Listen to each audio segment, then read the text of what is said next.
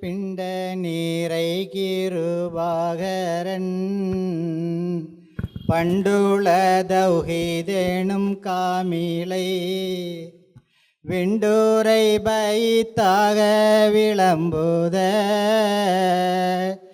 என்றுமே மஹபூபேனும் காப்பிதே.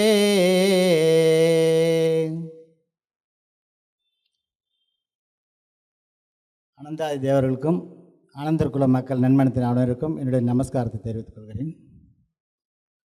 நான் ஒன்றும் மெய்வழியை தேடிக்கிட்டு சேரணுன்றதுக்காக நான் வரல. நான் சும்மா எங்கள் மாமாவுக்கு ஜாமான் ஏற்றிக்கிட்டு வர்றதுக்காக வந்தேன். எங்கள் மாமா யாருனாக்கா ஆண்டவங்க தவத்துக்கு போகும்போது முதல்ல ஃபஸ்ட்டு அடக்கமானன்னு சொல்லுவாங்க, மெய்வழி அப்துல் லத்தீஃப் ஆனந்தர்னு சொல்லிட்டு. அவங்க தான் எங்களுடைய மாமா.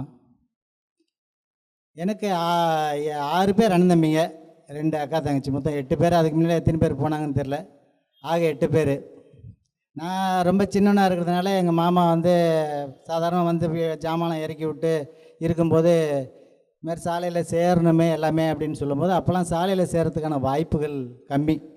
ஏன்னா கல்யாணம் ஆகலை, திருமணம் ஆகாதவங்கள தெய்வம் சேர்த்துக்கிறது இல்லை. மேலே நிறையா பேர்களை சேர்க்காமல் இருந்த ஒரு தருணம் அது. அப்போ ஒரு நோன்பு உப்புல்லாத பற்றியெல்லாம் வச்சுக்கிட்டு இருப்பாங்க. அப்போ நான் நின்று ஏக்கமாக பார்த்துக்கிட்டு இருப்பேன், வேடிக்கை பார்க்குற மாதிரி பார்த்துட்டு இருக்குது. அப்போ நான் இடையில எங்கள் மாமா கிட்ட சொல்லுவேன், இது மாதிரி சேரலாமா? ஐயா அது மாதிரிலாம் சேர முடியாதுப்பா, எல்லார்ட்டையும் சொல்லணும், அதுவும் கல்யாணம் ஆகலாம் சேர்க்க மாட்டாங்க அப்படின்னு சொல்லிட்டு இருக்காங்க.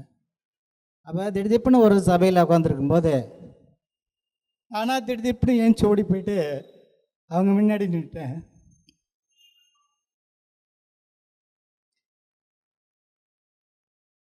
அந்த நேரத்தில் தெய்வமே எதிரில் உட்காந்துருக்கிறவங்க, தெய்வமே இவங்க கல்யாணம் ஆகாத அப்படின்னு சொல்லிட்டாங்க. இப்போ தெய்வம் அவர்கள், அவங்க என்ன கல்யாணம் பண்ணிட்டான்டா, அவனை சேர்த்துங்கடா அப்படின்னு சொல்லிட்டு சொன்னாங்க.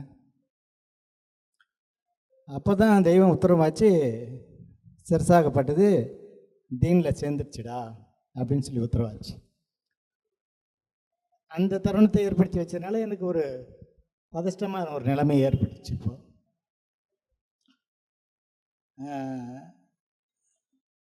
அப்துல் லத்தீஃபுடைய மைத்துனர் தான் நான்.